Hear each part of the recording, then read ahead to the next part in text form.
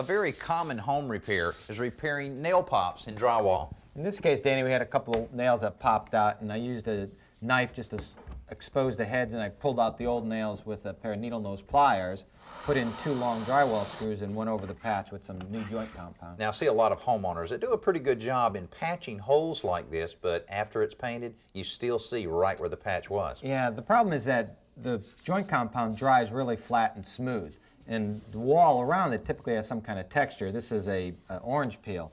So the problem is trying to match the 2 of them. Now, I've seen a lot of painters use several tricks to disguise that and to actually texture it. I bet you've got a trick. Yeah, well, for this one here, what we're going to use is some fresh joint compound, and I'm just going to put a thin layer over the patch I have now.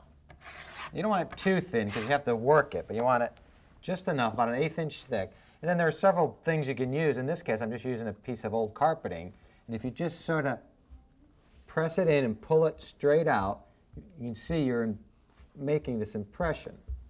You can always come back later and knock it down a little bit with some sandpaper, but you just want to try to mimic as close as possible and carry it out beyond the patch as well. Now, that looks great. I can see where that would blend in. And you'll also want to paint more than just the patch area. Let your paint extend out a good ways all the way around the patch.